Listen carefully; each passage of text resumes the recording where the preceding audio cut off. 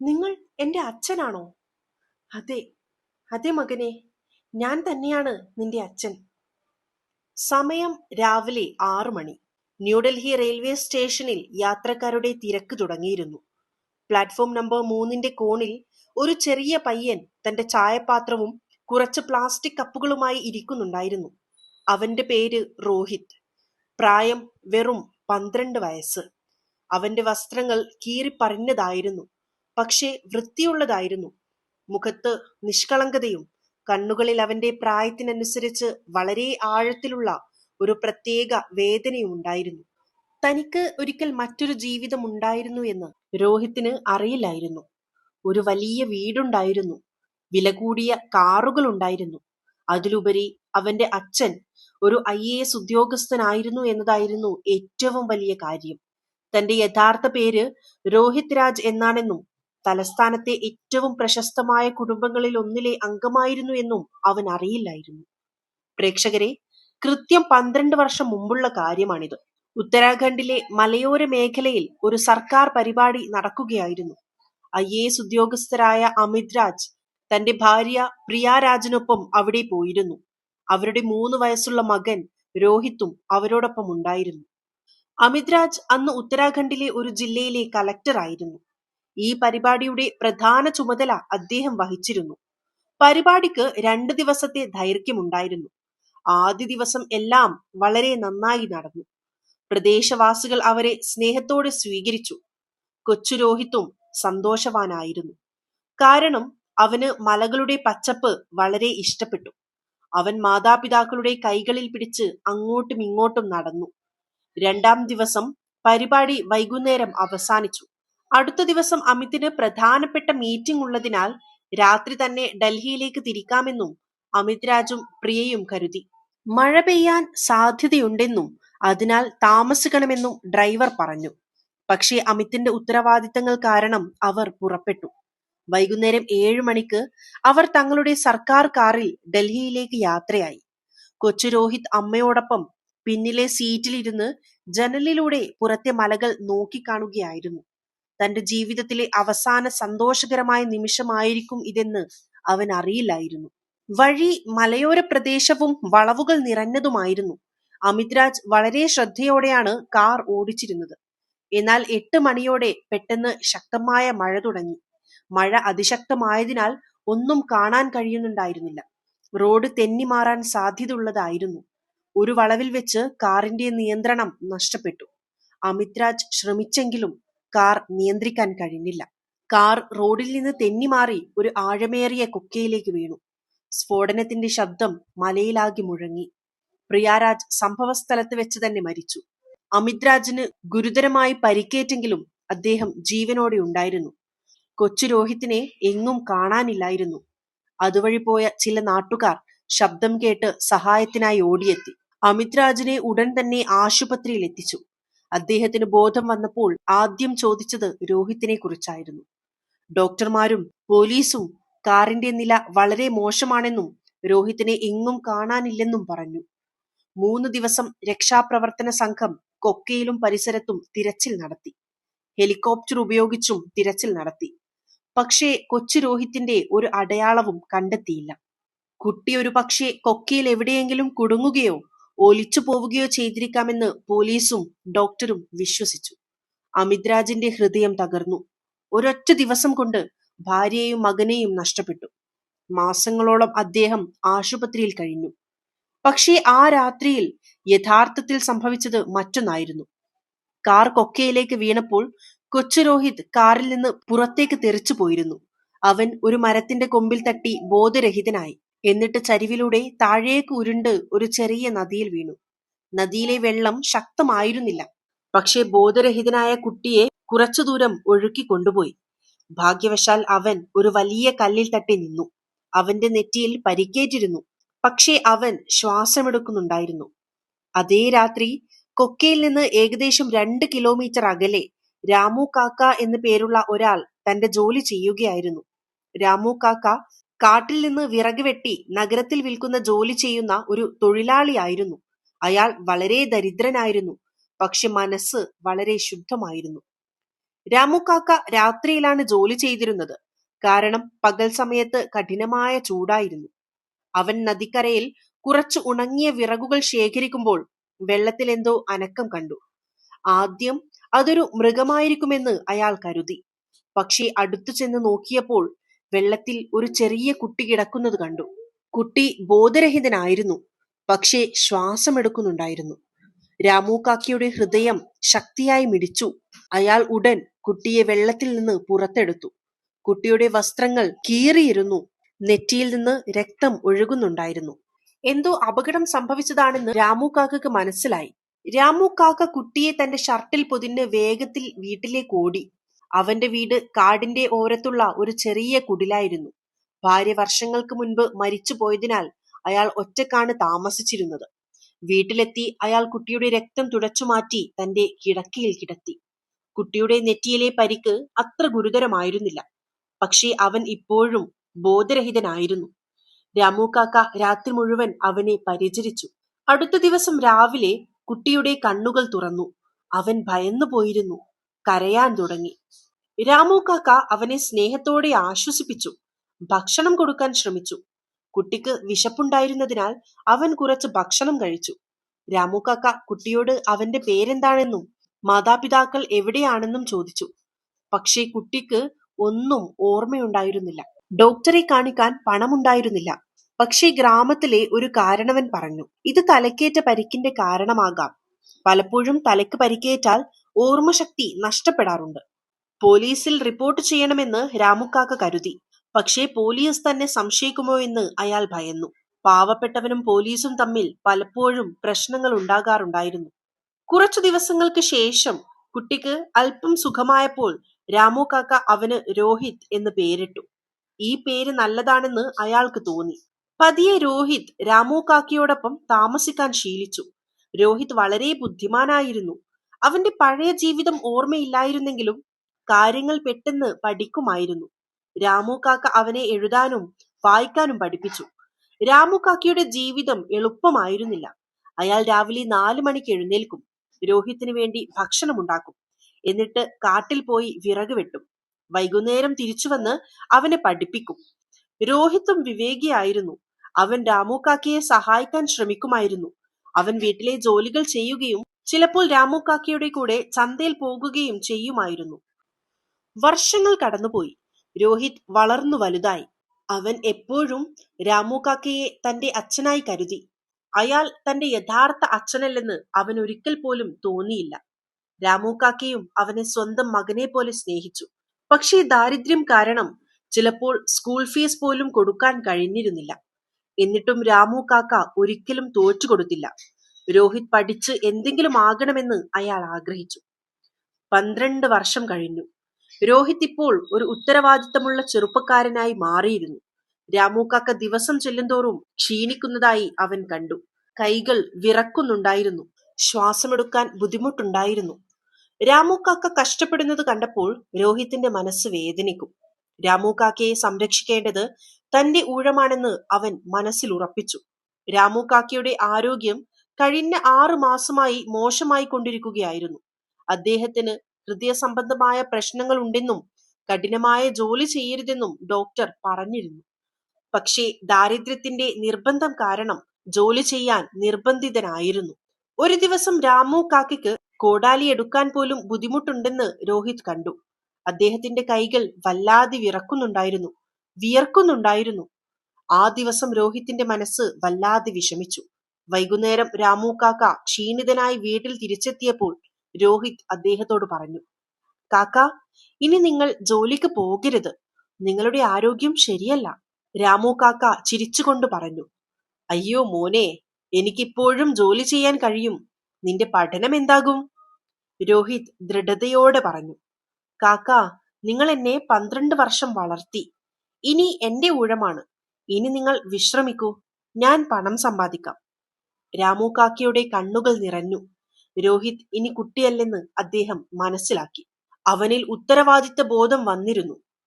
അടുത്ത ദിവസം മുതൽ രോഹിത് സ്റ്റേഷനിൽ ചായ വിൽക്കാൻ തുടങ്ങി. ആദ്യ ദിവസം അവൻ 60 രൂപ മാത്രമാണ് സമ്പാദിച്ചത്. പക്ഷേ അവൻ സന്തോഷവാനായിരുന്നു. വീട്ടിൽ പോയി രാമു കാക്കിക്ക് പണം കൊടുത്തപ്പോൾ അദ്ദേഹത്തിന്റെ കണ്ണുകൾ നിറഞ്ഞു. പതിയെ രോഹിത് സ്റ്റേഷനിലെ ദിനചര്യ മനസ്സിലാക്കി. അവൻ രാവിലെ 6 മണിക്ക് എത്തുകയും രാത്രി 8 മണിവരെ ജോലി ചെയ്യുകയും ചെയ്തു. അവൻ കഠിനാധ്വാനം ചെയ്തതിനാലും സത്യസന്ധമായി പണം വാങ്ങിയതിനാലും അവന്റെ ഉപഭോക്താക്കൾ വർദ്ധിച്ചു. ഓരോ കപ്പ് ചായക്കും 10 രൂപ എടുക്കുക എന്നൊരു നിയമം രോഹിത് ഉണ്ടാക്കിയിരുന്നു. സത്യസന്ധതയാണ് ഏറ്റവും വലിയ ധർമ്മമെന്ന് അവൻ വിശ്വസിച്ചു. ഏതാനും ആഴ്ചയ്ക്കുള്ളിൽ അവൻ ദിവസവും 250 രൂപ മുതൽ 300 രൂപ വരെ സമ്പാദിക്കാൻ തുടങ്ങി. ഇത് രാമു കാക്കിയുടെ മരുന്നുകൾക്കും വീട്ടുചെലവിനും മതിയായിരുന്നു. രാമു കാക്കിയുടെ ആരോഗ്യവും പതിയെ മെച്ചപ്പെടാൻ തുടങ്ങി. സ്റ്റേഷനിൽ പലതരം ആളുകൾ വരുമായിരുന്നു. ചിലർ വളരെ നല്ലവരായിരുന്നു. അവർ രോഹിത്തിനോട് സ്നേഹത്തോടെ സംസാരിക്കും. ചിലർ പരുഷമായി പെരുമാറുന്നവരായിരുന്നു. രോഹിത് എല്ലാവരോടും ഒരുപോലെ പെരുമാറി. അങ്ങകലെ ഡൽഹിയിൽ IAS ഉദ്യോഗസ്ഥനായ അമിത് രാജ് ദുഃഖകരമായി ജീവിക്കുകയായിരുന്നു. അദ്ദേഹം ഇപ്പോൾ ആഭ്യന്തര മന്ത്രാലയത്തിൽ സെക്രട്ടറിയായി ജോലി ചെയ്യുകയായിരുന്നു. അദ്ദേഹത്തിന് വലിയ പ്രശസ്തി ഉണ്ടായിരുന്നു. പക്ഷേ ഉള്ളിൽ അദ്ദേഹം ശൂന്യനായിരുന്നു. 12 വർഷം കഴിഞ്ഞിട്ടും അദ്ദേഹം എല്ലാ ദിവസവും തന്റെ മകനെ ഓർത്തു. ആ ദിവസം രാത്രിയിൽ പുറപ്പെടാതിരുന്നെങ്കിൽ ഇന്ന് രോഹിത് തന്റെ കൂടെ ഉണ്ടാകുമായിരുന്നു എന്ന് അദ്ദേഹം പലപ്പോഴും ചിന്തിക്കും. ഈ കുറ്റബോധം അദ്ദേഹത്തെ എപ്പോഴും വേട്ടയാടി. എന്നാൽ സ്റ്റേഷനിൽ രോഹിത് തന്റെ ജോലിയിൽ മുഴുകിയിരുന്നു. തിങ്കളാഴ്ച രാവിലെ ആയിരുന്നു. സ്റ്റേഷനിൽ പതിവിലും കൂടുതൽ തിരക്കുണ്ടായിരുന്നു. രോഹിത് ചായ ഉണ്ടാക്കുമ്പോൾ ദൂരെ നിന്ന് ഒരു വില കൂടിയ കാർ വരുന്നത് അവൻ കണ്ടു. കാറിൽ നിന്ന് ഇറങ്ങിയ ആൾ വളരെ ധനികനെ പോലെ തോന്നി. വില കൂടിയ വസ്ത്രങ്ങൾ, സ്വർണമാല, കയ്യിൽ വില കൂടിയ വാച്ച് എന്നിവയുണ്ടായിരുന്നു. ഇയാൾ രാജേഷ് അഗർവാൾ ആയിരുന്നു, സുപ്രീം കോടതിയിലെ പ്രശസ്തനായ അഭിഭാഷകൻ. രാജേഷ് അഗർവാളിന് തന്റെ പ്രതാപത്തിൽ വലിയ അഹങ്കാരമുണ്ടായിരുന്നു. അവൻ എപ്പോഴും ആളുകളെ തന്റെ സമ്പത്ത് കാണിച്ചുകൊണ്ട് സ്വാധീനിക്കാൻ ശ്രമിച്ചു. പണമാണ് എല്ലാമെന്നും പാവപ്പെട്ടവർ തന്റെ അടിമകളാണെന്നും അയാൾ വിശ്വസിച്ചു. രാജേഷ് അഗർവാൾ ട്രെയിനിനായി കാത്തിരിക്കുകയായിരുന്നു. സുപ്രീം കോടതിയിൽ ഒരു പ്രധാനപ്പെട്ട കേസിന്റെ വിചാരണക്കായി മുംബൈക്ക് പോകേണ്ടിയിരുന്നു. അവൻ ഫോണിൽ മുഴുകിയിരുന്നപ്പോൾ ചായയുടെ മണം വന്നു. അവൻ ചുറ്റും നോക്കിയപ്പോൾ രോഹിത് ചായ ഉണ്ടാക്കുന്നത് കണ്ടു. അവിടെ ഇരിക്കുന്ന പയ്യൻ, ഇങ്ങോട്ട് വാ, രാജേഷ് ശബ്ദമുയർത്തി. രോഹിത് ഉടൻ തന്നെ തന്റെ ചായപാത്രവും കപ്പുകളുമായി രാജേഷിന്റെ അടുത്തെത്തി. അവൻ വിനയത്തോടെ ചായ ഉണ്ടാക്കാൻ തുടങ്ങി. അവൻ എപ്പോഴും തന്റെ ജോലി പൂർണ്ണ സത്യസന്ധതയോടെ ചെയ്യുമായിരുന്നു. അവൻ കൃത്യമായ അളവിൽ പാലും പഞ്ചസാരയും ചായപ്പൊടിയും ചേർത്തു. ചായയുടെ നിറം തികച്ചും ശരിയായിരുന്നു. നല്ല മണമുണ്ടായിരുന്നു. ചായ തയ്യാറായപ്പോൾ രോഹിത് വൃത്തിയുള്ള ഒരു കപ്പിൽ ചായ ഒഴിച്ച് രാജേഷിന് കൊടുത്തു. രാജേഷ് ചായ കുടിച്ചപ്പോൾ രുചി നന്നായി തോന്നി. സത്യത്തിൽ ഇത് നല്ല ചായയായിരുന്നു, രാജേഷ് പറഞ്ഞു. രോഹിത് സന്തോഷവാനായി. ഈ ഉപഭോക്താവ് നല്ല പണം നൽകുമെന്ന് അവന് തോന്നി. അവൻ വിനയത്തോടെ പറഞ്ഞു, സാർ, ചായക്ക് 10 രൂപയായി. ഇത് കേട്ട് രാജേഷ് അഗർവാളിന്റെ മുഖം മാറി. ഇത്ര വലിയ തന്നോട് ഒരു ചെറിയ പയ്യൻ പണം ആവശ്യപ്പെടുകയാണെന്ന് അയാൾക്ക് തോന്നി. നിനക്ക് ഭ്രാന്തുണ്ടോ? ഞാൻ നിനക്ക് 5 രൂപ തരാം, രാജേഷ് അഹങ്കാരത്തോടെ പറഞ്ഞു. തനിക്ക് തെറ്റുപറ്റിയെന്ന് രോഹിത്തിന് തോന്നി. അവൻ വിനയത്തോടെ പറഞ്ഞു, സർ, ഞാൻ എല്ലാവരിൽ നിന്നും 10 രൂപയാണ് വാങ്ങുന്നത്. നല്ല സാധനങ്ങൾ ഉപയോഗിച്ചാണ് ചായ ഉണ്ടാക്കുന്നത്. എന്റെ അടുത്ത് തർക്കിക്കാൻ നിനക്കെങ്ങനെ ധൈര്യം വന്നു? ഞാൻ ആരാണെന്ന് നിനക്കറിയാമോ? രോഹിത് ഭയത്തോടെ പറഞ്ഞു. സർ, ഞാൻ തർക്കിക്കുകയല്ല, എന്റെ പണം ചോദിക്കുക മാത്രമാണ്. നിങ്ങൾക്ക് ചായ വൃത്തിയുള്ള കപ്പിലാണ് തന്നത്. നന്നായി ഉണ്ടാക്കുകയും ചെയ്തു. ഇത് കേട്ട് രാജേഷ് അഗർവാളിന്റെ ദേഷ്യം അതിന്റെ ഉന്നതയിലെത്തി. അവൻ രോഹിത്തിന്റെ മുഖത്ത് ശക്തിയായി ഒരടി കൊടുത്തു. അടിക്ക് അത്ര ശക്തിയുണ്ടായിരുന്നു. രോഹിത്തിന്റെ കവിൾ ചുവന്നു. കണ്ണുകളിൽ നിന്ന് കണ്ണുനീർ വന്നു. പക്ഷേ അവൻ കരഞ്ഞില്ല. രാമു കാക്കിയുടെ മരുന്നിനുള്ള പണം എങ്ങനെ കണ്ടെത്തുമെന്നാണ് അവൻ ചിന്തിച്ചത്. എന്നെപ്പോലെ ഒരു ധനികനോട് ഇങ്ങനെ സംസാരിക്കാൻ നിനക്കെങ്ങനെ ധൈര്യം വന്നു? ഞാൻ സുപ്രീം കോടതിയിലെ വക്കീലാണ്. നിന്നെ എനിക്ക് ജയിലിൽ അടപ്പിക്കാൻ കഴിയും, രാജേഷ് അലറി. സ്റ്റേഷനിൽ ചിലർ ഇതെല്ലാം കണ്ടുകൊണ്ട് നിൽക്കുന്നുണ്ടായിരുന്നു. പക്ഷേ രാജേഷ് അഗർവാളിനെ പേടിച്ച് ആരും ഒന്നും പറഞ്ഞില്ല. ഇയാൾ വലിയ ആളാണെന്നും ഇയാളുമായി വഴക്കിടുന്നത് അപകടമാണെന്നും ആളുകൾക്ക് മനസ്സിലായി. രോഹിത് ധൈര്യം സംഭരിച്ചു പറഞ്ഞു, സർ, ഞാൻ നിങ്ങളെ ബഹുമാനിക്കുന്നു. എന്റെ പണം മാത്രമാണ് ഞാൻ ചോദിച്ചത്. ഞാൻ തെറ്റായി ഒന്നും ചെയ്തില്ല. രാജേഷ് അഗർവാളിന് വീണ്ടും ദേഷ്യം വന്നു. അവൻ രോഹിത്തിനെ ചവിട്ടി. അവൻ നിലത്ത് വീണു. പോ, ഒരു പൈസയും കിട്ടില്ല. ഈ 5 രൂപ പോലും ഞാൻ നിനക്ക് തരില്ല. രോഹിത് വീണു. പക്ഷെ അവൻ തോറ്റുകൊടുത്തില്ല. അവൻ എഴുന്നേറ്റ് നിന്നു. അവന്റെ കണ്ണുകളിൽ കണ്ണുനീരുണ്ടായിരുന്നു. പക്ഷെ അവൻ കരയുന്നില്ലായിരുന്നു. രാമു കാക്കക്ക് മരുന്ന് എങ്ങനെ കൊണ്ടുവരും എന്നൊരു ചിന്ത മാത്രമേ അവന്റെ മനസ്സിലുണ്ടായിരുന്നുള്ളൂ. പയ്യൻ ഇപ്പോഴും നിൽക്കുന്നത് രാജേഷ് അഗർവാൾ കണ്ടു. അവന് ദേഷ്യം വന്നു. അവൻ രോഹിത്തിനെ വീണ്ടും തള്ളി. ഇവിടെ നിന്ന് ഓടിപ്പോ, അല്ലെങ്കിൽ ഞാൻ പോലീസിനെ വിളിച്ച് നിന്നെ ജയിലിൽ അടപ്പിക്കും. രോഹിത് നിശബ്ദനായി തന്റെ സാധനങ്ങൾ പെറുക്കിയെടുക്കാൻ തുടങ്ങി. ഒരുപക്ഷെ ഇതാണ് തന്റെ വിധി എന്ന് അവന് തോന്നി. പാവപ്പെട്ടവനെ ആരും ബഹുമാനിക്കില്ല. പക്ഷേ തന്നെ സഹായിക്കാൻ ഒരു മാലാഖ വരുമെന്ന് രോഹിത്തിന് അറിയാമായിരുന്നു. ഇന്നത്തെ ദിവസം അവന്റെ ജീവിതം എന്നേക്കുമായി മാറ്റിമറിക്കാൻ പോവുകയായിരുന്നു. രാജേഷ് അഗർവാൾ രോഹിത്തിനെ ഉപദ്രവിക്കുന്ന അതേ സമയം സ്റ്റേഷനിൽ ഒരു വെള്ള കാർ വന്നു നിന്നു. കാറിൽ നിന്ന് ഒരു സ്ത്രീ ഇറങ്ങി. 45 വയസ്സിലും വളരെ പ്രൗഢിയുള്ളവളായി തോന്നി. ഇത് ദേശീയ വനിതാ സുരക്ഷാ കമ്മീഷന്റെ ചെയർപേഴ്സൺ ഡോക്ടർ സുധാ ശർമ്മയായിരുന്നു. അവർ തന്റെ പ്രവർത്തനങ്ങളാൽ അറിയപ്പെട്ടിരുന്നു. പാവപ്പെട്ടവരുടെയും ദുർബലരുടെയും അവകാശങ്ങൾക്ക് വേണ്ടി ശബ്ദമുയർത്തിയിരുന്നു. തന്റെ ജീവിതത്തിൽ അവർ നിരവധി പോരാട്ടങ്ങൾ നടത്തിയിട്ടുണ്ട്. നീതിക്ക് വേണ്ടി പോരാടുന്നത് അവളുടെ ശീലമായിരുന്നു. ഒരു വലിയ മനുഷ്യൻ ഒരു ചെറിയ കുട്ടിയെ അടിക്കുന്നത് കണ്ടപ്പോൾ അവളുടെ രക്തം തിളച്ചു. അവർ ഉടൻ രാജേഷ് അഗർവാളിന്റെ അടുത്തേക്ക് പോയി. നിങ്ങൾ എന്തിനാണ് ഈ കുട്ടിയെ അടിച്ചത്? ഡോക്ടർ സുധാ ശർമ്മ കടുപ്പമുള്ള ശബ്ദത്തിൽ ചോദിച്ചു. രാജേഷ് അഗർവാൾ അവളെ തുറിച്ചു നോക്കി. തന്നെ ചോദ്യം ചെയ്യുന്ന ഒരു സാധാരണ സ്ത്രീയാണ് ഇതെന്ന് അയാൾക്ക് തോന്നി. എന്നെ ചോദ്യം ചെയ്യാൻ നീ ആരാണ്? ഞാൻ ആരാണെന്ന് നിനക്കറിയാമോ? ഡോക്ടർ സുധ ശാന്തമായി പറഞ്ഞു. നിങ്ങൾ ആരാണെന്നോ ഞാൻ ആരാണെന്നോ എന്നത് ഒരു വിഷയമല്ല. ചോദ്യം ഇതാണ്, നിങ്ങൾ എന്തിനാണ് കഠിനാധ്വാനം ചെയ്യുന്ന ഒരു കുട്ടിയെ അടിച്ചത്? ഈ പയ്യൻ എന്നോട് 10 രൂപ ചോദിച്ചു. പക്ഷെ ഇവന്റെ ചായക്ക് ഒരു 5 രൂപയുടെ വില പോലുമില്ല. ഇവന്റെ യഥാർത്ഥ വില അതാണ്. രാജേഷ് അഗർവാൾ അഹങ്കാരത്തോടെ പറഞ്ഞു. ഡോക്ടർ സുധാ ശർമ്മ രോഹിത്തിനു നോക്കി. കുട്ടിയുടെ കവിൾ ഇപ്പോഴും ചുവന്നിരുന്നു. കണ്ണുകളിൽ കണ്ണുനീരുണ്ടായിരുന്നു. പക്ഷെ അവൻ കരയുന്നില്ലായിരുന്നു. ഈ കുട്ടിക്ക് വലിയ ധൈര്യമുണ്ടെന്ന് അവൾക്ക് തോന്നി. മോനെ, നീ എന്തെങ്കിലും തെറ്റു ചെയ്തോ? ഡോക്ടർ സുധാ ശർമ്മ സ്നേഹത്തോടെ ചോദിച്ചു. രോഹിത് മടിച്ചു പറഞ്ഞു. ഇല്ല മാഡം, എന്റെ കഠിനാധ്വാനത്തിന്റെ പണം മാത്രമാണ് ഞാൻ ചോദിച്ചത്. ഞാൻ എല്ലാവരിൽ നിന്നും 10 രൂപ വാങ്ങുമ്പോൾ ഇതിലെന്താണ് തെറ്റ്? ഈ കുട്ടി അവന്റെ അധ്വാനത്തിന്റെ പണം ചോദിക്കുകയാണ്. അവനെ അടിക്കാൻ നിങ്ങൾക്ക് ഒരു അവകാശവുമില്ല. ഡോക്ടർ സുധാ ശർമ്മ രാജേഷിനോട് പറഞ്ഞു. രാജേഷ് അഗർവാൾ ചിരിച്ചുകൊണ്ട് പറഞ്ഞു.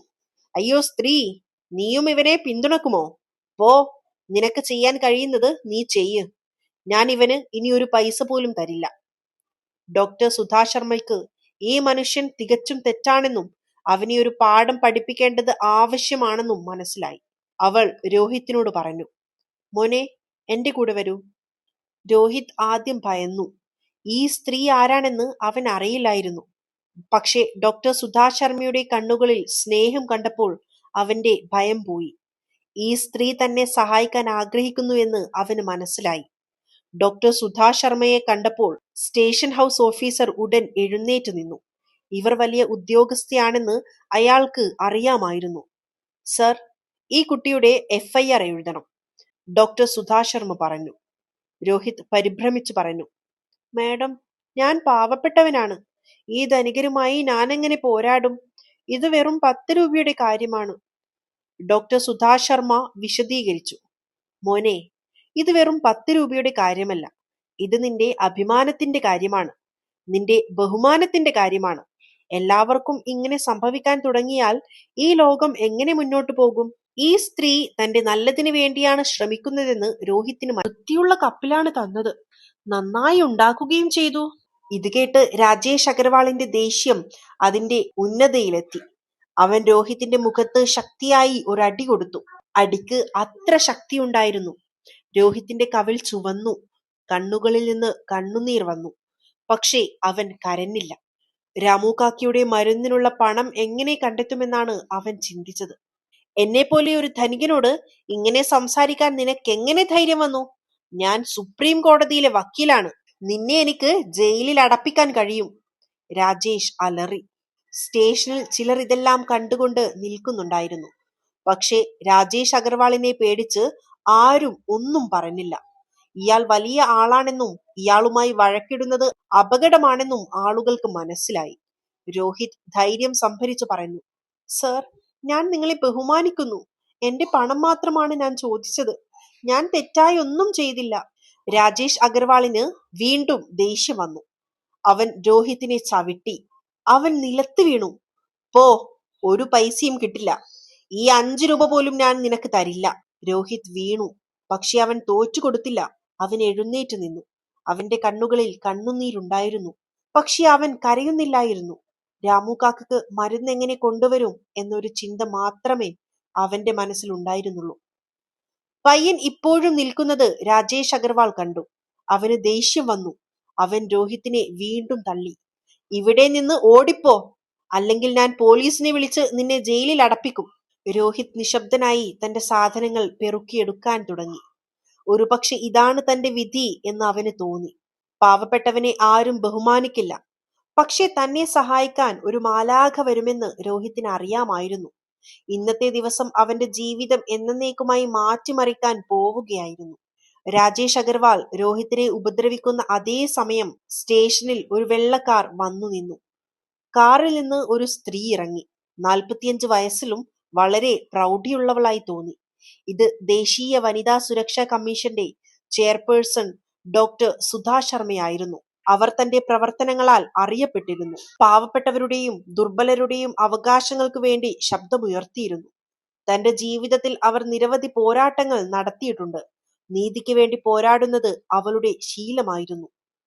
ഒരു വലിയ മനുഷ്യൻ ഒരു ചെറിയ കുട്ടിയെ അടിക്കുന്നത് കണ്ടപ്പോൾ അവളുടെ രക്തം തിളച്ചു. അവർ ഉടൻ രാജേഷ് അഗർവാളിന്റെ അടുത്തേക്ക് പോയി. നിങ്ങൾ എന്തിനാണ് ഈ കുട്ടിയെ അടിച്ചത്? ഡോക്ടർ സുധാ ശർമ്മ കടുപ്പമുള്ള ശബ്ദത്തിൽ ചോദിച്ചു. രാജേഷ് അഗർവാൾ അവളെ തുറിച്ചു നോക്കി. തന്നെ ചോദ്യം ചെയ്യുന്ന ഒരു സാധാരണ സ്ത്രീയാണ് ഇതെന്ന് അയാൾക്ക് തോന്നി. എന്നെ ചോദ്യം ചെയ്യാൻ നീ ആരാണ്? ഞാൻ ആരാണെന്ന് നിനക്കറിയാമോ? ഡോക്ടർ സുധ ശാന്തമായി പറഞ്ഞു. നിങ്ങൾ ആരാണെന്നോ ഞാൻ ആരാണെന്നോ എന്നത് ഒരു വിഷയമല്ല. ചോദ്യം ഇതാണ്, നിങ്ങൾ എന്തിനാണ് കഠിനാധ്വാനം ചെയ്യുന്ന ഒരു കുട്ടിയെ അടിച്ചത്? ഈ പയ്യൻ എന്നോട് 10 രൂപ ചോദിച്ചു. പക്ഷെ ഇവന്റെ ചായക്ക് ഒരു 5 രൂപയുടെ വില പോലുമില്ല. ഇവന്റെ യഥാർത്ഥ വില അതാണ്. രാജേഷ് അഗർവാൾ അഹങ്കാരത്തോടെ പറഞ്ഞു. ഡോക്ടർ സുധാ ശർമ്മ രോഹിത്തിനു നോക്കി. കുട്ടിയുടെ കവിൾ ഇപ്പോഴും ചുവന്നിരുന്നു. കണ്ണുകളിൽ കണ്ണുനീരുണ്ടായിരുന്നു. പക്ഷെ അവൻ കരയുന്നില്ലായിരുന്നു. ഈ കുട്ടിക്ക് വലിയ ധൈര്യമുണ്ടെന്ന് അവൾക്ക് തോന്നി. മോനെ, നീ എന്തെങ്കിലും തെറ്റു ചെയ്തോ? ഡോക്ടർ സുധാ ശർമ്മ സ്നേഹത്തോടെ ചോദിച്ചു. രോഹിത് മടിച്ചു പറഞ്ഞു, ഇല്ല മാഡം, എന്റെ കഠിനാധ്വാനത്തിന്റെ പണം മാത്രമാണ് ഞാൻ ചോദിച്ചത്. ഞാൻ എല്ലാവരിൽ നിന്നും 10 രൂപ വാങ്ങുമ്പോൾ ഇതിലെന്താണ് തെറ്റ്? ഈ കുട്ടി അവന്റെ അധ്വാനത്തിന്റെ പണം ചോദിക്കുകയാണ്. അവനെ അടിക്കാൻ നിങ്ങൾക്ക് ഒരു അവകാശവുമില്ല. ഡോക്ടർ സുധാ ശർമ്മ രാജേഷിനോട് പറഞ്ഞു. രാജേഷ് അഗർവാൾ ചിരിച്ചുകൊണ്ട് പറഞ്ഞു, അയ്യോ സ്ത്രീ, നീയും ഇവനെ പിന്തുണക്കുമോ? പോ, നിനക്ക് ചെയ്യാൻ കഴിയുന്നത് നീ ചെയ്യ്. ഞാൻ ഇവന് ഇനി ഒരു പൈസ പോലും തരില്ല. ഡോക്ടർ സുധാ ശർമ്മയ്ക്ക് ഈ മനുഷ്യൻ തികച്ചും തെറ്റാണെന്നും അവനെ ഒരു പാഠം പഠിപ്പിക്കേണ്ടത് ആവശ്യമാണെന്നും മനസ്സിലായി. അവൾ രോഹിത്തിനോട് പറഞ്ഞു, മോനെ, എന്റെ കൂടെ വരൂ. രോഹിത് ആദ്യം ഭയന്നു. ഈ സ്ത്രീ ആരാണെന്ന് അവൻ അറിയില്ലായിരുന്നു. പക്ഷെ ഡോക്ടർ സുധാ ശർമ്മയുടെ കണ്ണുകളിൽ സ്നേഹം കണ്ടപ്പോൾ അവന്റെ ഭയം പോയി. ഈ സ്ത്രീ തന്നെ സഹായിക്കാൻ ആഗ്രഹിക്കുന്നു എന്ന് അവന് മനസ്സിലായി. ഡോക്ടർ സുധാ ശർമ്മയെ കണ്ടപ്പോൾ സ്റ്റേഷൻ ഹൗസ് ഓഫീസർ ഉടൻ എഴുന്നേറ്റ് നിന്നു. ഇവർ വലിയ ഉദ്യോഗസ്ഥയാണെന്ന് അയാൾക്ക് അറിയാമായിരുന്നു. സർ, ഈ കുട്ടിയുടെ FIR എഴുതണം, ഡോക്ടർ സുധാ ശർമ്മ പറഞ്ഞു. രോഹിത് പരിഭ്രമിച്ചു പറഞ്ഞു, മാഡം, ഞാൻ പാവപ്പെട്ടവനാണ്. ഈ ധനികരുമായി ഞാനെങ്ങനെ പോരാടും? ഇത് വെറും 10 രൂപയുടെ കാര്യമാണ്. ഡോക്ടർ സുധാ ശർമ്മ വിശദീകരിച്ചു. മോനെ, ഇത് വെറും 10 രൂപയുടെ കാര്യമല്ല. ഇത് നിന്റെ അഭിമാനത്തിന്റെ കാര്യമാണ്. നിന്റെ ബഹുമാനത്തിന്റെ കാര്യമാണ്. എല്ലാവർക്കും ഇങ്ങനെ സംഭവിക്കാൻ തുടങ്ങിയാൽ ഈ ലോകം എങ്ങനെ മുന്നോട്ടു പോകും? ഈ സ്ത്രീ തന്റെ നല്ലതിനു വേണ്ടിയാണ് ശ്രമിക്കുന്നതെന്ന് രോഹിത്തിന് മനസ്സിലായി. അവൻ ധൈര്യം സംഭരിച്ച് FIR എഴുതി കൊടുത്തു. രാജേഷ് അഗർവാൾ ഒരു തെറ്റുമില്ലാതെ തന്നെ മർദ്ദിച്ചുവെന്നും തന്റെ പണം തന്നില്ലെന്നും അവൻ പറഞ്ഞു. അതേസമയം തന്നെ സ്റ്റേഷനിൽ ഒരു പത്രപ്രവർത്തകനും ഉണ്ടായിരുന്നു. വികാസ് കുമാർ എന്ന ഈ പത്രപ്രവർത്തകൻ ഒരു ചെറിയ പത്രത്തിനു വേണ്ടിയാണ് ജോലി ചെയ്തിരുന്നത്. രാജേഷ് അഗർവാൾ രോഹിത്തിനെ അടിച്ചപ്പോൾ അയാൾ മുഴുവൻ വീഡിയോയും റെക്കോർഡ് ചെയ്തിരുന്നു. വികാസ് ഒരു ഉത്തരവാദിത്തമുള്ള പത്രപ്രവർത്തകനായിരുന്നു. ഇത്തരം സംഭവങ്ങൾ സമൂഹത്തിൽ അവബോധം സൃഷ്ടിക്കുന്നതിനായി ആളുകളുടെ മുന്നിൽ കൊണ്ടുവരണമെന്ന് അയാൾ വിശ്വസിച്ചു. അയാൾ ഉടൻ തന്നെ ആ വീഡിയോ സോഷ്യൽ മീഡിയയിൽ അപ്ലോഡ് ചെയ്തു. വീഡിയോയ്ക്കൊപ്പം അയാൾ ഇങ്ങനെ എഴുതി: ഇതാണ് നമ്മുടെ സമൂഹത്തിലെ യാഥാർത്ഥ്യം. ഒരു പ്രശസ്ത അഭിഭാഷകൻ കഠിനാധ്വാനം ചെയ്യുന്ന ഒരു കുട്ടിയെ അവൻ തന്റെ അധ്വാനത്തിന്റെ പണം ചോദിച്ചതിന് മാത്രം മർദ്ദിച്ചു. വീഡിയോയിൽ രാജേഷ് അഗർവാൾ രോഹിത്തിനെ എങ്ങനെയാണ് അടിക്കുന്നതെന്നും ചവിട്ടുന്നതെന്നും വ്യക്തമായി കാണാമായിരുന്നു. രോഹിത് ഒരു തെറ്റും ചെയ്തിട്ടില്ല എന്നും കാണാമായിരുന്നു. ഏതാനും മണിക്കൂറിനുള്ളിൽ തന്നെ ഈ വീഡിയോ വൈറലായി. ആയിരക്കണക്കിന് ആളുകൾ ഇത് പങ്കുവച്ചു. ആളുകൾ രാജേഷ് അഗർവാളിനെ വിമർശിക്കുകയും രോഹിത്തിനോട് സഹാനുഭൂതി കാണിക്കുകയും ചെയ്തു. കമന്റുകളിൽ ആളുകൾ എഴുതി: ഇത്തരം ആളുകളെ ഓർത്ത് ലജ്ജ തോന്നുന്നു. കുട്ടി ഒരു തെറ്റും ചെയ്തിട്ടില്ല. ഈ അഭിഭാഷകന് അഹങ്കാരത്തിന് ഒരു പാഠം പഠിപ്പിക്കണം. വീഡിയോ വൈറലായതിനെ തുടർന്ന് മാധ്യമങ്ങൾ ഈ വിഷയത്തിൽ വലിയ കോളിളക്കം സൃഷ്ടിച്ചു. പത്രങ്ങളിൽ ഈ വാർത്ത മുൻ പേജിൽ അച്ചടിച്ചു വന്നു. TV ചാനലുകളിൽ ഇത് സംബന്ധിച്ച് ചർച്ചകൾ നടന്നു. തന്റെ വീഡിയോ വൈറലായെന്ന് രാജേഷ് അഗർവാളിന് മനസ്സിലായപ്പോൾ അയാൾ അസ്വസ്ഥനായി. അവന്റെ സുഹൃത്തുക്കളും സഹപ്രവർത്തകരും അവനിൽ നിന്ന് അകലം പാലിക്കാൻ തുടങ്ങി. അവന്റെ കക്ഷികളും അവനെ നഷ്ടത്തോടെ നോക്കാൻ തുടങ്ങി. രാജേഷ് തന്റെ സ്വാധീനം ഉപയോഗിച്ച് വീഡിയോ നീക്കം ചെയ്യാൻ ശ്രമിച്ചു. പക്ഷേ അപ്പോഴേക്കും വൈകിപ്പോയിരുന്നു. വീഡിയോ ഇന്റർനെറ്റിൽ എല്ലായിടത്തും വ്യാപിച്ചിരുന്നു. കോടതിയിൽ വിചാരണ ആരംഭിച്ചു. രാജേഷ് അഗർവാൾ ഡൽഹിയിലെ ഏറ്റവും വില കൂടിയ അഭിഭാഷകനെ നിയമിച്ചു. ഇതൊരു ചെറിയ കാര്യമെന്നും ഇതിനെ ഊതിപ്പെരുപ്പിക്കുകയാണെന്നും അവർ പല വാദങ്ങളും ഉന്നയിച്ചു. പക്ഷേ വീഡിയോക്ക് മുന്നിൽ അവരുടെ എല്ലാ വാദങ്ങളും പരാജയപ്പെട്ടു. രാജേഷ് അഗർവാൾ തെറ്റുകാരനാണെന്ന് വീഡിയോയിലെല്ലാം വ്യക്തമായി കാണാമായിരുന്നു. രോഹിത്തിന് വേണ്ടി ഡോക്ടർ ശർമ്മ ഒരു നല്ല അഭിഭാഷകനെ ഏർപ്പാടാക്കിയിരുന്നു. അഡ്വക്കേറ്റ് പ്രദീപ് സിംഗ് നീതിക്ക് വേണ്ടി പോരാടുന്ന ഒരു സത്യസന്ധനായ അഭിഭാഷകനായിരുന്നു. കോടതിയിൽ രോഹിത് തന്റെ മൊഴി നൽകിയപ്പോൾ ജഡ്ജിയും അവന്റെ വാക്കുകളിൽ ആകൃഷ്ടനായി. താൻ തന്റെ അധ്വാനത്തിന്റെ പണം മാത്രമാണ് ചോദിച്ചതെന്ന് രോഹിത് വളരെ വ്യക്തമായി പറഞ്ഞു.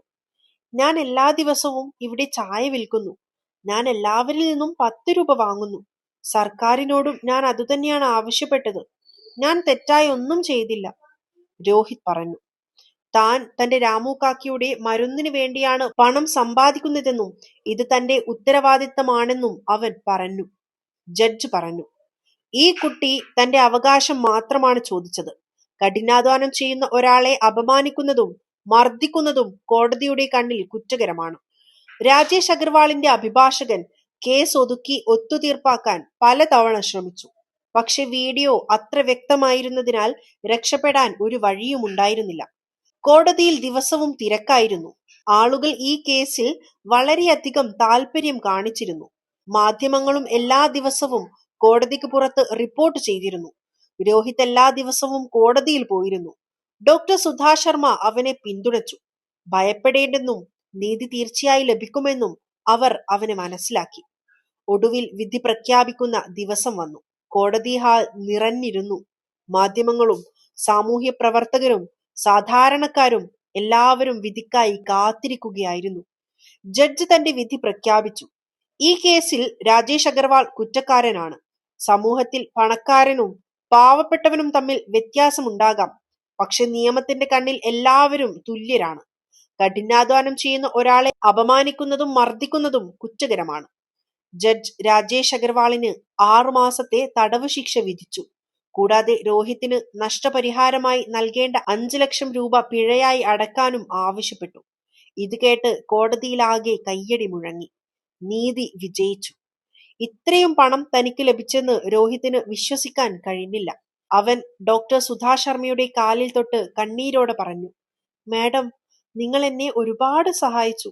നിങ്ങളില്ലായിരുന്നെങ്കിൽ എനിക്ക് നീതി ലഭിക്കില്ലായിരുന്നു. ഡോക്ടർ സുധാ ശർമ്മയുടെ കണ്ണുകളും നിറഞ്ഞു. ഈ കുട്ടി ഒരു മാലാഖയെ പോലെയാണെന്ന് അവർക്ക് തോന്നി. അവനിൽ അത്രയും ധൈര്യവും സത്യസന്ധതയുമുണ്ട്. ഇപ്പോൾ രോഹിത്തിന് പണമുണ്ടായിരുന്നു. അവൻ ആദ്യം ചെയ്തത് രാമു കാക്കയെ നല്ല ആശുപത്രിയിൽ ചികിത്സിക്കുക എന്നതായിരുന്നു. ഡോക്ടർമാർ പരിശോധിച്ചപ്പോൾ അദ്ദേഹത്തിന് ഗുരുതരമായ ഹൃദയരോഗമുണ്ടെന്ന് കണ്ടെത്തി. ഓപ്പറേഷന് ശേഷം അദ്ദേഹം പൂർണ്ണമായും സുഖം പ്രാപിച്ചു. രോഹിത് തന്റെ ഗ്രാമത്തിൽ ഒരു ചെറിയ കടയും തുറന്നു. അവനിപ്പോൾ ചായയോടൊപ്പം നിത്യോപയോഗ സാധനങ്ങളും വിൽക്കുന്നുണ്ടായിരുന്നു.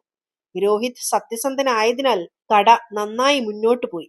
പക്ഷേ ഈ കേസ് കാരണം രോഹിത്തിന്റെ ജീവിതത്തിൽ വലിയൊരു മാറ്റം വരാനിരിക്കുന്നു എന്ന് അവൻ അറിയില്ലായിരുന്നു. അവന്റെ ചിത്രങ്ങൾ പത്രങ്ങളിൽ അച്ചടിച്ചു വന്നു. രാജ്യമെമ്പാടും ചർച്ചയായി. രോഹിത്തിന്റെ ചിത്രങ്ങൾ എല്ലാ വലിയ പത്രങ്ങളുടെയും മുൻ പേജിൽ അച്ചടിച്ചു വന്നു. TV ചാനലുകളിലും അവന്റെ അഭിമുഖങ്ങൾ കാണിച്ചു. ഡൽഹിയിൽ ആഭ്യന്തര മന്ത്രാലയത്തിന്റെ ഓഫീസിൽ IAS ഉദ്യോഗസ്ഥനായ അമിത് രാജ് തന്റെ ക്യാബിൽ ഇരുന്ന് പത്രം വായിക്കുകയായിരുന്നു. രോഹിത്തിന്റെ ചിത്രത്തിൽ അദ്ദേഹത്തിന്റെ കണ്ണ് പതിഞ്ഞപ്പോൾ അദ്ദേഹം ഞെട്ടിപ്പോയി. കുട്ടിയുടെ മുഖം അദ്ദേഹത്തിന് പരിചിതമായി തോന്നി. എന്തോ ഒന്ന് അദ്ദേഹത്തെ അസ്വസ്ഥനാക്കി. അദ്ദേഹം വീണ്ടും വീണ്ടും ചിത്രം നോക്കുകയും ഈ മുഖം തനിക്ക് ഇത്ര പരിചിതമായി തോന്നുന്നത് എന്തുകൊണ്ടാണെന്ന് ചിന്തിക്കുകയും ചെയ്തു. അമിത് രാജ് പത്രത്തിലെ മുഴുവൻ വാർത്തയും വായിച്ചു.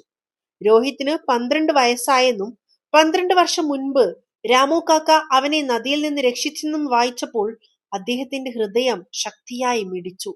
അദ്ദേഹം തന്റെ കസേരയിൽ നിന്ന് എഴുന്നേറ്റു നിന്നു. അദ്ദേഹത്തിന്റെ കൈകൾ വിറക്കുന്നുണ്ടായിരുന്നു. 12 വർഷം മുൻപ് തങ്ങളിൽ നിന്ന് വേർപിരിഞ്ഞ അതേ രോഹിത് ആകാൻ സാധ്യതയുണ്ടോ ഇത്? അമിത് രാജ് ഉടൻ തന്റെ സെക്രട്ടറിയെ വിളിച്ച് ഇന്നത്തെ ജോലി റദ്ദാക്കുകയാണെന്ന് പറഞ്ഞു. എന്നിട്ട് അദ്ദേഹം തന്റെ കാറിൽ രോഹിത്തിന്റെ ഗ്രാമത്തിലേക്ക് പുറപ്പെട്ടു. വഴിയിലുടനീളം അദ്ദേഹത്തിന്റെ ഹൃദയം ശക്തിയായി മിടിച്ചുകൊണ്ടിരുന്നു. അമിത് രാജ് രാമു കാക്കയെ മനസ്സിലാക്കി. കാക്കാജി, ഞാൻ രോഹിത്തിനെ നിങ്ങളിൽ നിന്ന് അകറ്റില്ല. രോഹിത് 2 കുടുംബങ്ങളുമായി ബന്ധപ്പെട്ട് ജീവിക്കണമെന്ന് ഞാൻ ആഗ്രഹിക്കുന്നു. നിങ്ങൾ എന്റെ മൂത്ത സഹോദരനാണ്. ഞങ്ങൾ ഒരു കുടുംബമാണ്. ഇത് കേട്ട് രാമു കാക്കയ്ക്ക് വലിയ ആശ്വാസമായി. വൈകുന്നേരം രോഹിത് കടയടച്ച് വീട്ടിൽ വന്നപ്പോൾ അമിത് രാജ് വീട്ടിലിരിക്കുന്നത് അവൻ കണ്ടു. രാമു കാക്കയുടെയും അമിത് രാജിന്റെയും മുഖത്ത് ഗൗരവമുണ്ടായിരുന്നു. എന്താണ് കാക്ക, നിങ്ങൾ രണ്ടുപേരും ഇത്ര ഗൗരവത്തോടെ ഇരിക്കുന്നത്? എന്തുകൊണ്ടാണ്? രോഹിത് ചോദിച്ചു. രാമു കാക്ക സ്നേഹത്തോടെ രോഹിത്തിനെ തന്റെ അടുത്തിരുത്തി. മോനെ, ഇന്ന് നിന്നോട് ഒരു പ്രധാനപ്പെട്ട കാര്യം പറയാനുണ്ട്. എന്തോ വലിയ കാര്യം സംഭവിക്കാൻ പോവുകയാണെന്ന് അവന് മനസ്സിലായി. രാമു കാക്ക പതിയെ കഥ മുഴുവൻ പറഞ്ഞു. അമിത് രാജ് രോഹിത്തിന്റെ യഥാർത്ഥ അച്ഛനാണെന്നും 12 വർഷം മുൻപ് അപകടത്തിൽ അവർ വേർപിരിഞ്ഞതാണെന്നും അദ്ദേഹം പറഞ്ഞു. അമിത് രാജ് തന്റെ യഥാർത്ഥ അച്ഛനാണെന്ന് രോഹിത്തിന് മനസ്സിലായപ്പോൾ അവൻ പൂർണ്ണമായും സ്തംഭിച്ചു പോയി. താൻ സാർ എന്ന് വിളിച്ചിരുന്നയാൾ തന്റെ അച്ഛനാണെന്ന് അവന് വിശ്വസിക്കാൻ കഴിഞ്ഞില്ല. രോഹിത് അത് മനസ്സിലാക്കാൻ കുറച്ച് സമയമെടുത്തു. അവൻ ചിലപ്പോൾ അമിത് രാജിനെ നോക്കും, ചിലപ്പോൾ രാമു കാക്കയെ നോക്കും. അവന്റെ മനസ്സിൽ നിരവധി ചോദ്യങ്ങൾ ഉണ്ടായിരുന്നു. അപ്പോൾ എന്റെ യഥാർത്ഥ പേര് രോഹിത് എന്നല്ലേ? അവൻ ചോദിച്ചു. അമിത് രാജ് പറഞ്ഞു, മോനെ, നിന്റെ പേര് രോഹിത് രാജ് എന്നാണ്. പക്ഷേ രാമു കാക്ക തന്ന പേരാണ് ശരി. കാരണം അദ്ദേഹം നിന്നെ വളർത്തി. എന്നിട്ട് രോഹിത് അമിത് രാജിന്റെ അടുത്തുപോയി പറഞ്ഞു. അച്ഛാ. ഈ വാക്ക് കേട്ട് അമിത് രാജിന്റെ കണ്ണുകളിൽ നിന്ന് കണ്ണുനീർ പ്രവഹിച്ചു. അദ്ദേഹം രോഹിത്തിനെ കെട്ടിപ്പിടിച്ച് കരഞ്ഞു. തന്റെ ഹൃദയത്തിൽ താൻ എപ്പോഴും അന്വേഷിച്ചിരുന്ന അച്ഛൻ ഇതുതന്നെയാണെന്ന് രോഹിത്തിനും മനസ്സിലായി. അവന് ഒന്നും ഓർമ്മയില്ലായിരുന്നെങ്കിലും ഹൃദയത്തിൽ ഒരു പ്രത്യേക അടുപ്പം തോന്നി. പക്ഷേ രോഹിത് വ്യക്തമായി പറഞ്ഞു, അച്ഛാ, രാമുക്കാക്ക എപ്പോഴും എന്റെ ആദ്യത്തെ അച്ഛനായിരിക്കും. കാരണം അദ്ദേഹമാണ് എന്നെ വളർത്തിയത്. നിങ്ങൾ എന്റെ രണ്ടാമത്തെ അച്ഛനാണ്. അമിത് രാജ് പറഞ്ഞു. തികച്ചും ശരിയാണ് പറഞ്ഞത് മോനെ, ഞാനും അതുതന്നെയാണ് ആഗ്രഹിക്കുന്നത്. അദ്ദേഹം രാമു കാക്കയോട് പറഞ്ഞു. ജി, നിങ്ങൾ എന്റെ മൂത്ത സഹോദരനാണ്. ഇനി ഞങ്ങൾ ഒരു കുടുംബമാണ്. രോഹിത് 2 വീടുകളിലെയും മകനായിരിക്കും. രാമു കാക്കയുടെ കണ്ണുകളും നിറഞ്ഞു. രോഹിത്തിന് തന്റെ യഥാർത്ഥ അച്ഛനെ ലഭിച്ചതിൽ അദ്ദേഹവും വളരെ സന്തോഷിച്ചു. പക്ഷേ രോഹിത് തന്നെ മറക്കുമോ എന്നും അദ്ദേഹം ഭയപ്പെട്ടിരുന്നു. രോഹിത് രാമു കാക്കിയെ നോക്കി പറഞ്ഞു, നിങ്ങൾ വിഷമിക്കരുത്.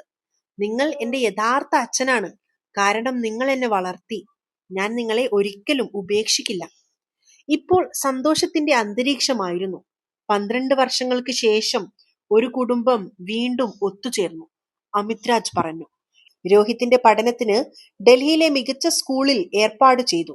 അവൻ വളരെ മിടുക്കനായിരുന്നു, വേഗത്തിൽ പഠിച്ചു. അമിത് രാജ് അവന് എല്ലാ സൗകര്യങ്ങളും നൽകി. പക്ഷേ ദാരിദ്ര്യത്തിന്റെ ദിവസങ്ങൾ ഒരിക്കലും മറക്കരുതെന്നും പഠിപ്പിച്ചു. രാമു കാക്കയും ഡൽഹിയിൽ വന്നു. അമിത് രാജിന്റെ വലിയ വീട്ടിൽ അദ്ദേഹത്തിന് പ്രത്യേക മുറിയുണ്ടായിരുന്നു.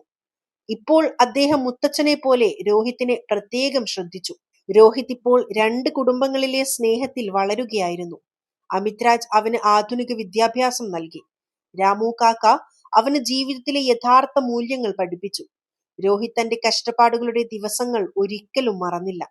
പാവപ്പെട്ടവനാകുന്നത് ലജ്ജാകരമല്ലെന്ന് അവൻ തന്റെ സ്കൂളിലെ കുട്ടികളോട് പറയാറുണ്ടായിരുന്നു. കഠിനാധ്വാനം ചെയ്യുന്നതും സത്യസന്ധമായി ജോലി ചെയ്യുന്നതുമാണ് ഏറ്റവും വലിയ കാര്യം. ഡോക്ടർ സുധാ ശർമ്മയും രോഹിത്തിനെ കാണാൻ വരാറുണ്ടായിരുന്നു. അവർ രോഹിത്തിനെ സ്വന്തം മകനെ പോലെ കണ്ടു. രോഹിത്തും അവരെ തന്റെ അമ്മയെ പോലെ ബഹുമാനിച്ചു. കുറച്ചു വർഷങ്ങൾക്ക് ശേഷം രോഹിത് തന്റെ പഠനം പൂർത്തിയാക്കി തന്റെ അച്ഛനെ പോലെ IAS ആകാൻ തീരുമാനിച്ചു. സമൂഹത്തെ സേവിക്കാനും പാവപ്പെട്ടവരെ സഹായിക്കാനും അവൻ ആഗ്രഹിച്ചു. രോഹിത്തിന്റെ കഠിനാധ്വാനം ഫലം കണ്ടു. അവൻ IAS പരീക്ഷയിൽ 1ാം റാങ്ക് നേടി. അവന്റെ റിസൾട്ട് വന്നപ്പോൾ കുടുംബം മുഴുവൻ സന്തോഷത്താൽ മതിമറന്നു. അമിത് രാജിന്റെ കണ്ണുകളിൽ അഭിമാനത്തിന്റെ കണ്ണുനീരുണ്ടായിരുന്നു. രാമു കാക്കിയും വളരെ സന്തോഷിച്ചു. രോഹിത് വലുതായി എന്തെങ്കിലും ആകുമെന്ന് ഞാൻ എപ്പോഴും പറഞ്ഞിരുന്നു, അദ്ദേഹം പറഞ്ഞു. രോഹിത് തന്റെ ആദ്യത്തെ ശമ്പളം കൊണ്ട് രാമു കാക്കിയുടെ പേരിൽ ചെറിയ ഒരു വീട് വാങ്ങി. ഇന്ന് രോഹിത് ഒരു വിജയിച്ച IAS ഉദ്യോഗസ്ഥനാണ്. അവൻ തന്റെ ജോലിയിൽ പാവപ്പെട്ടവരെ സഹായിക്കുകയും കഠിനാധ്വാനം ചെയ്യുന്ന ഒരു വ്യക്തിയെയും അപമാനിക്കില്ലെന്ന് ഉറപ്പാക്കുകയും ചെയ്തു. രോഹിത് പലപ്പോഴും പറയും, ഒരു അടി എന്റെ ജീവിതം മാറ്റിമറിച്ചു. രാജേഷ് അഗർവാൾ എന്നെ അടിച്ചിരുന്നില്ലെങ്കിൽ ഒരുപക്ഷെ ഞാൻ എന്റെ യഥാർത്ഥ അച്ഛനെ ഒരിക്കലും കണ്ടുമുട്ടില്ലായിരുന്നു. അപ്പോൾ പ്രേക്ഷകരെ, ഇതായിരുന്നു ഞങ്ങളുടെ ഇന്നത്തെ കഥ. നിങ്ങൾക്ക് എല്ലാവർക്കും ഇത് എങ്ങനെ തോന്നി എന്ന് കമന്റ് ബോക്സിലൂടെ ഞങ്ങളെ അറിയിക്കുക. പ്രേക്ഷകരെ, ഞങ്ങളുടെ മലയാളി സ്റ്റോറീസ് എന്ന ചാനൽ സബ്സ്ക്രൈബ് ചെയ്യാൻ മറക്കരുത്. പ്രേക്ഷകരെ, ഇതുപോലുള്ള രസകരവും തീവ്രവുമായ ഒരു കഥയുമായി ഞങ്ങൾ വീണ്ടും വരാം. അതുവരെ നിങ്ങൾക്കെല്ലാവർക്കും എന്റെ ഹൃദയം നിറഞ്ഞ നന്ദി.